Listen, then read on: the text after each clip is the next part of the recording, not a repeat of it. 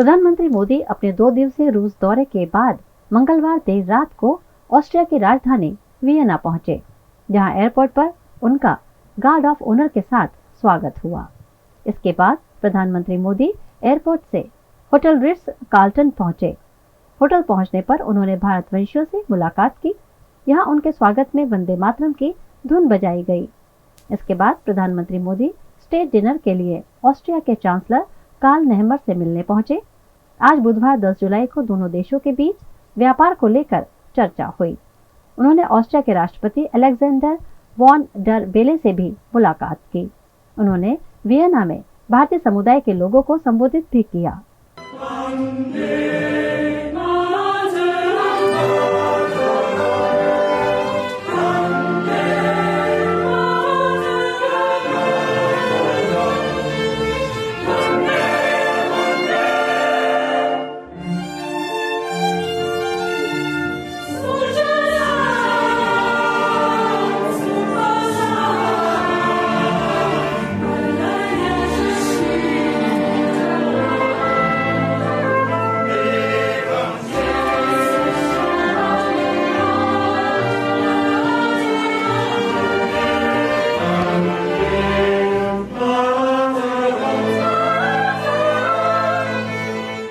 प्रधानमंत्री का ये दौरा 2 दिनों का है।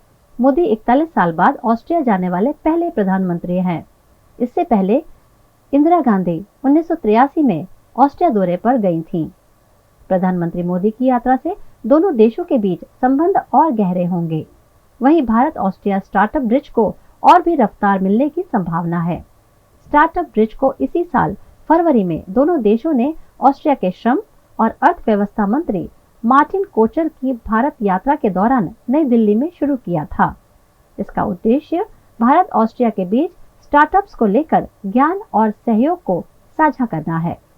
मुझे खुशी है कि मेरे तीसरे कार्यकाल की शुरुआत में ही ऑस्ट्रिया आने का अवसर मिला। मेरी यह यात्रा ऐतिहासिक भी है और विशेष भी है। 41 साल के बाद किसी भारतीय प्रधानमंत्री ने ऑस्ट्रिया का दौरा किया है। ये भी सुखद संयोग है कि ये यात्रा उस समय हो रही है जब हमारे आपसी संबंधों के 75 साल पूरे हुए हैं। फ्रेंड्स, लोकतंत्र और रूल ऑफ लॉ जैसे मूल्यों में साझा विश्वास हमारे संबंधों की मजबूत नींव है। आपसी विश्वास और शेयर्ड इंटरेस्ट से हमारे रिश्तों को बल मिलता है। आज मेरे और चांसलर नेहमर के बीच बहुत सार्थक बातचीत हुई। हमने आपसी सहयोग को और मजबूत करने के लिए नई संभावनाओं की पहचान की है। हमने निर्णय लिया है कि संबंधों को स्ट्रैटेजिक दिशा प्रदान की जाएगी। आने वाले दशक के लिए सहयोग का खाका तैयार किया गया है। यह केवल आर्थिक सहयोग और निवेश तक सीमित नहीं है। इंफ्रास्ट्रक्चर विकास, innovation, renewable energy, hydrogen, water and waste management, artificial intelligence, quantum जैसे क्षेत्रों में एक दूसरे के सामर्थ्य को जोड़ने का काम किया जाएगा। दोनों देशों की युवा शक्ति और आइडियाज को कनेक्ट करने के लिए स्टार्टअप ब्रिज को गति दी जाएगी। मोबिलिटी और माइग्रेशन पार्टनरशिप पर पहले से समझौता हुआ है। यह लीगल माइग्रेशन और स्किल्ड वर्कफोर्स की मूवमेंट में सहयोग देगा। सांस्कृतिक और शैक्षणिक संस्थाओं के बीच आदान प्रदान को बढ़ावा दिया जाएगा। फ्रेंड्स, ये हॉल जहां हम खड़े हैं बहुत ही ऐतिहासिक है। 19वीं सदी में यहां ऐतिहासिक वियना कांग्रेस होस्ट की गई थी। उस कॉन्फ्रेंस ने यूरोप में शांति और स्थिरता को दिशा प्रदान की थी। मैंने और चांसलर नेहमर ने विश्व में चल रहे विवादों, चाहे यूक्रेन में संघर्ष हो या पश्चिम एशिया की स्थिति, सभी पर विस्तार में बात की है। मैंने पहले भी कहा है कि यह युद्ध का समय नहीं है। समस्याओं का समाधान रणभूमि में नहीं हो सकता। कहीं भी हो, मासूम लोगों की जान की हानि स्वीकार्य नहीं है। भारत और ऑस्ट्रिया शांति और स्थिरता की जल्द से जल्द बहाली के लिए डायलॉग और डिप्लोमेसी पर बल देते हैं। कई स्टूडेंट्स चाहते हैं कि वो अब्रॉड स्टडीज के लिए जाएं, लेकिन रियल लाइफ एक्सपीरियंस में जमीन आसमान का फर्क होता है।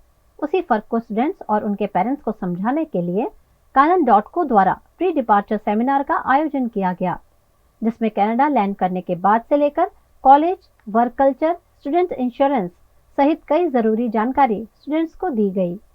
सेमिनार में canon.co के फाउंडर और managing director Manish Shah, director Sonal Shah, Canada department के हेड अनिल गोयल, अनुभव यादव सहित एक्सपर्ट्स मैनेजमेंट टीम ने छात्रों को मार्गदर्शन दिया। canon.co द्वारा सितंबर 2024 इनटेक में कनाडा जाने वाले स्टूडेंट्स और साथ ही उनके पेरेंट्स को कनाडा में जाकर किन बातों का ध्यान रखना है, इसके रिलेटेड एक सेमिनार का आयोजन किया गया। वडोदरा के सर सयाजी नगर गृह में प्री डिपार्चर सेमिनार में canon.co की टीम ने पेरेंट्स और स्टूडेंट्स दोनों को कुछ इन्फॉर्मेशन दी हैं। इस सेमिनार में क्या खास था, इस सेमिनार में क्या क्या इन्फॉर्मेशन स्टूडेंट्स को दी गई, इसके बारे में जानते हैं canon.co के फाउंडर और मैनेजिंग डायरेक्टर मनीष शाह से।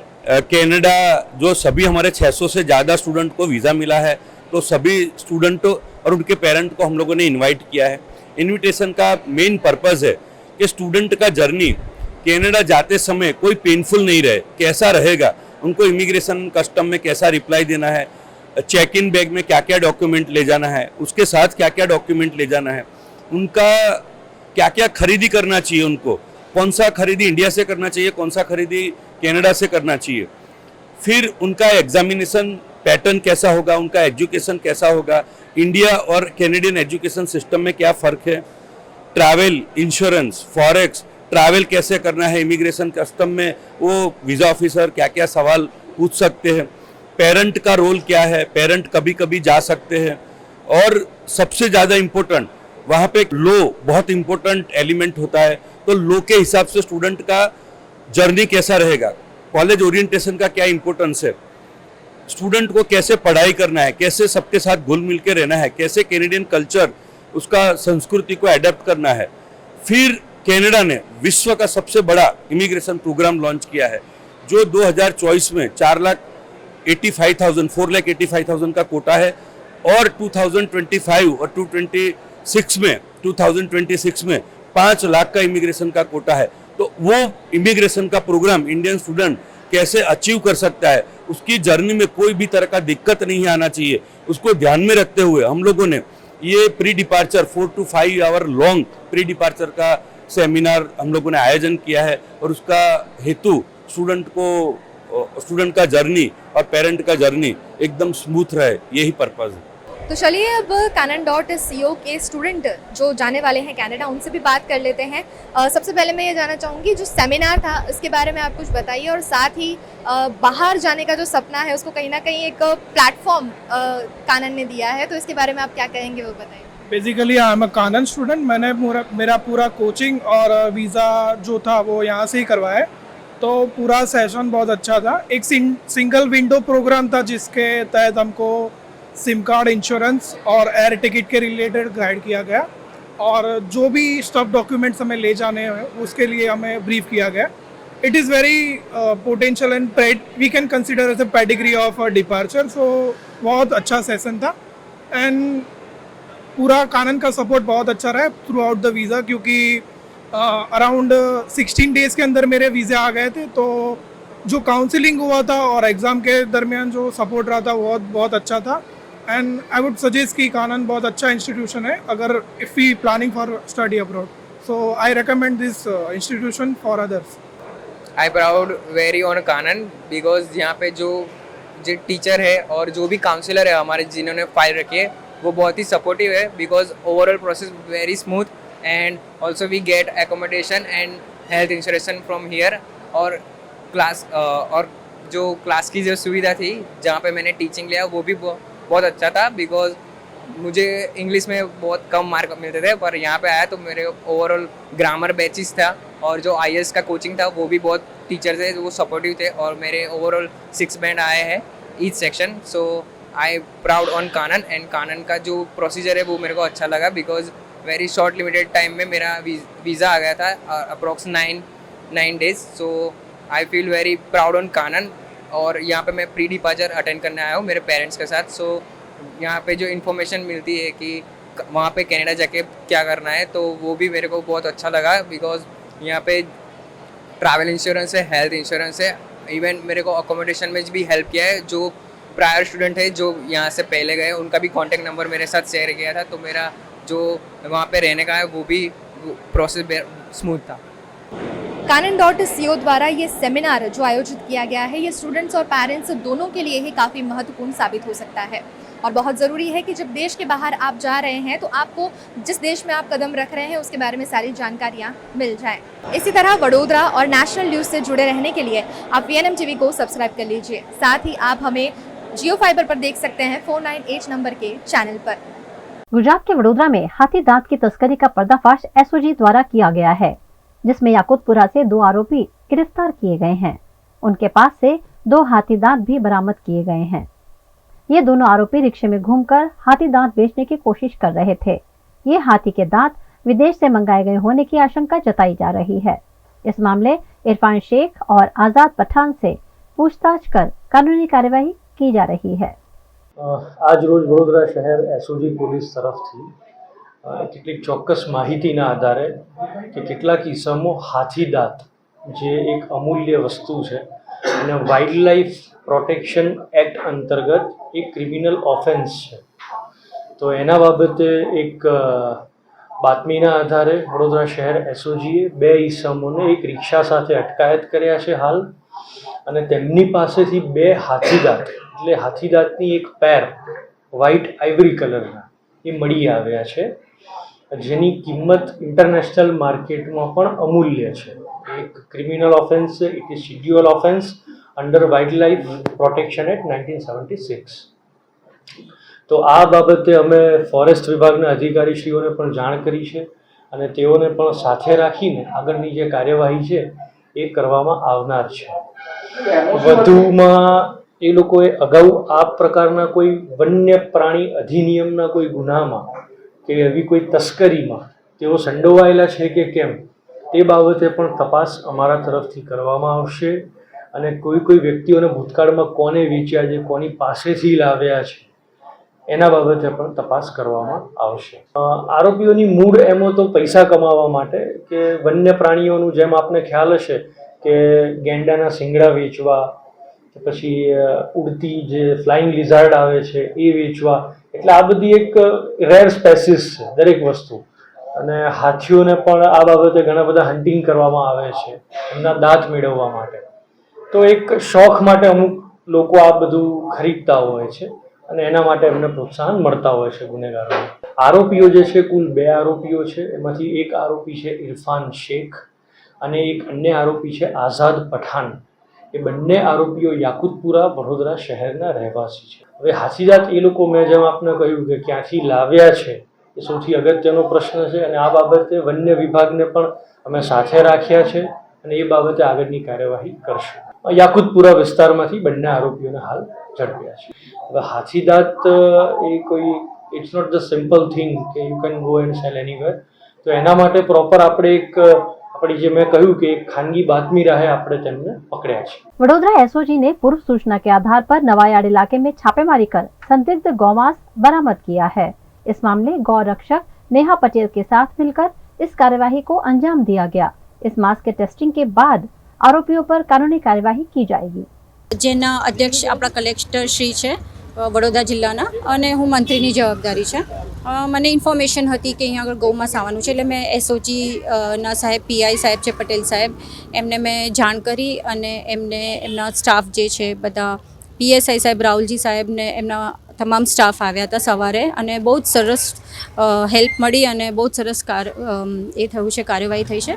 અને આ ઇલીગલ છે. આપણે અગાઉ આ ચોથી રેડ છે અહીંયા આગળની અને પહેલાં પણ અગાઉ આપણે બહુ બધું ગૌમાંસ પકડેલું છે. અહીંયા આગળ 8 વાહનો જપ્ત કર્યા હતા અને આજે તમે દુકાનો જુઓ છો એના શોટ લઈ શકો છો. એ બધા સીલ કરેલા છે કોર્પોરેશન તેમાંથી પણ ગૌમાંસ મળી આવ્યું હતું આ એરિયામાં.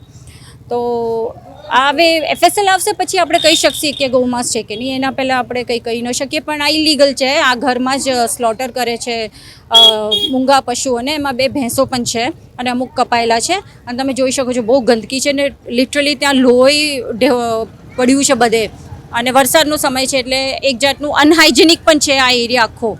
તો આ અનહાઇજેનિકના લીધે આ એરિયામાં બધું થોડું જોવું પડશે કોર્પોરેશને કેમ કે બ્લડ ને ફ્લેશ ને બધું પડ્યું હોય છે અહીંયા આગળ ખુલ્લેઆમ. गुजरात के वडोदरा में मुंबई और अहमदाबाद के बीच हाई स्पीड रेल प्रोजेक्ट चल रहा है, जिसके चलते मधुनगर ओवरब्रिज को 5 दिनों के लिए आवाजाही के लिए बंद किया गया है. आज 10 जुलाई से 15 जुलाई तक मधुनगर ओवरब्रिज पर गडर डालने की कार्यवाही की जाएगी, जिसके चलते वाहन चालकों के लिए वाहन व्यवहार बंद किया गया है. इस मसले परिपत्र का ऐलान वडोदरा पुलिस कमिश्नर द्वारा किया गया है. साथ ही पुलिस द्वारा वैकल्पिक ट्रैफिक व्यवस्था भी की गई है, जिसमें मधुनगर 4 रास्ता से मधुनगर ब्रिज पर छाणी जकात नाका की ओर आवाजाही करने वाले वाहनों के लिए मधुनगर 4 रास्ता से गोरवा बापू की दरगाह 3 रास्ता, अमरकार 3 रास्ता, गेंडा सर्कल, पंड्या ब्रिज और फतेहगंज सर्कल से दाएं और निजामपुरा रोड डीलक्स 4 रास्ता मेहसाणा नगर 4 रास्ता का विकल्प दिया गया है.